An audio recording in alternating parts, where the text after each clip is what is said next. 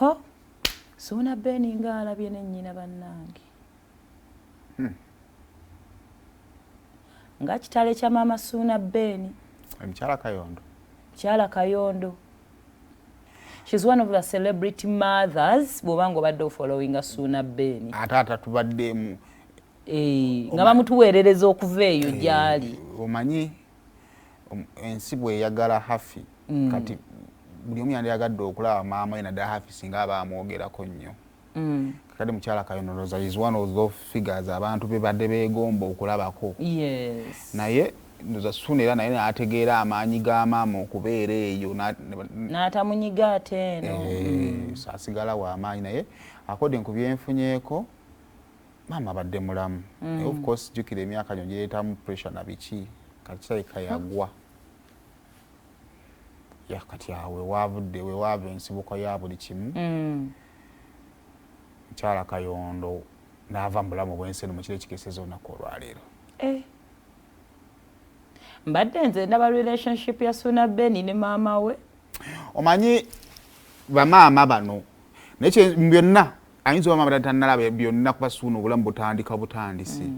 Naye ndowooza nti omutima musanyufu mu kontini n'omwana ensigo eyagala n'omwana akoze bw'ati. So ne Suuna weebale kubanga maama omwagadde nga mulamu. Omanyi ekizibu ky'abamaama bano tetumanya ddi lwe banaagenda nga naffe tutamanyi tunaakola ki. Kakati gwe ojja kuddawo okole enteekateeka ezizo ng'ogamba bwe mmala zino maama nja mmulaba.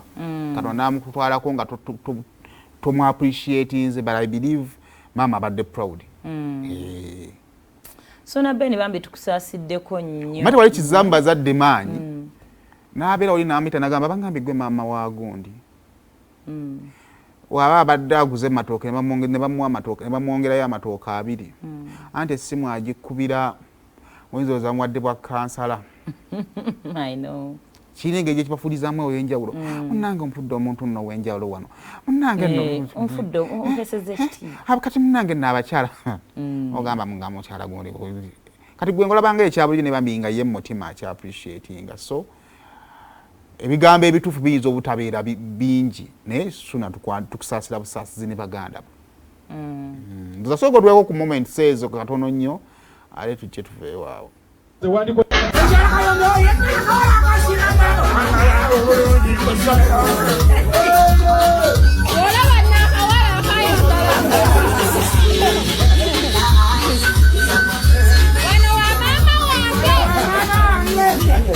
Ebbanga lyonna lye namala nalabanga maama nga omutima gwennyise mu bino ebintu. Omanyi okukula nga nnyoko omulaba omutima gwennyise bwe kiri. Nze ebbanga lyonna lye namala ne maama sirina lunaku lwe nzijukira lwe namulaba ng'alina akamwenyumwenyu ku matama akaweddeyo nga si kafeekinge. Ennaku nga nzibu taata waffe ng'amaze okufa ebintu ebyakyukakyuka byali bingi. Mukazi yali housewife yeeberera waka alinda senkagale ebyaleeta yeyagale. Taata wange yayisa maama mu bulamu obwalinga obulungi twalinga butoni nga tubiraba nga tulaba nti naye wano abantu bano bakwatagana. Kati maama yafuna obuzibu bw'amaanyi nnyo nga taata waffe amaze okuvaawo. Ebiseera ebyo abakyala okukola tekyalinga komoni. Omusajja yeetaga mukyala akola nedda abakyala baabeeranga waka. Kati era nga n'okukeera oyingizamu omukazi ekintu ky'okukola nga olwedde takibaddeemu byabanga bizibu. So maama kye yakolanga kusalawo kudda mu bintu byakola byakulima mmere n'ebirala. Kyokka ate nga neewe okulimira wennyini era nawo tewaliiwo.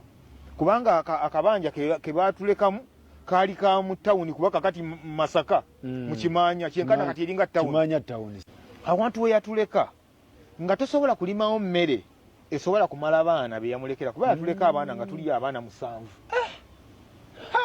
Nga yamutika akazito. Yamutika akazito nze nendaba ku maama nga My God. Nalaba maama nga ye yazika waalimira. Nendaba maama nga bamugobaganya waalima. Nendaba ku bantu nendaba ku bannannyini bulimiro gye yalimiranga nga bajjawo ne bamulangira. Kakati twafiiriddwa notajja na kuziika gwe omuntu gwe twawa nyanya tugomya mu Kampala n'ekyalo kyonna.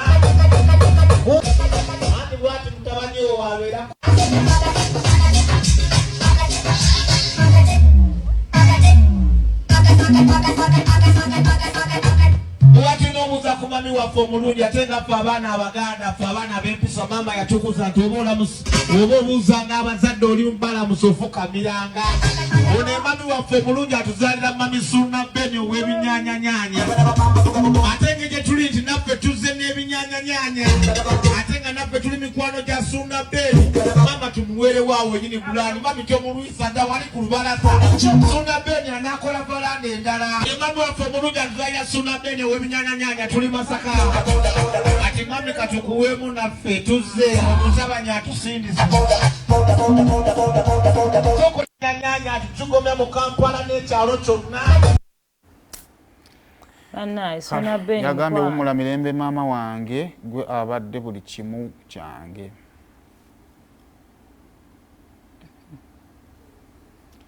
Tukusasiddeko nnyo mukwano Mukama Katonda akugumye. Bangambye basimbudde bambazira toni bakedde kugenda basobole okulaba bambi nga babeererawo Suuna Ben. Kitalo nnyo kitalo ddala bannaaye maama naawe Mukama Katonda akuwumuze mirembe. Kati ebyo nno byebyo kakati no bana by the way babadde n'issue so yabadde ya Suuna genda nalabye bagenda kwa press conference ye press conference njinagirabye so ya kulwa mukaaga yabadde ya Suuna ya Suuna kugundi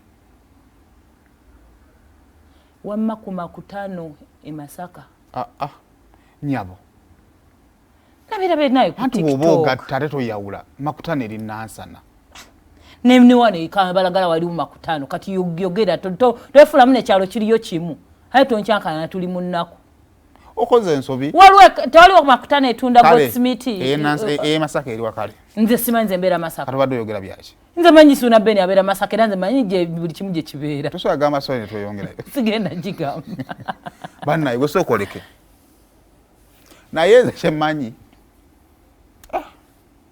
kineneko nno ekyo ayina shoko ku lwomukaaga ensasagge ayina sho y'ensasagge tesobola kubaayo kyemmanyi ejja beerayo ayinza gisindika wiiki eri ajja gisindika wiiki eri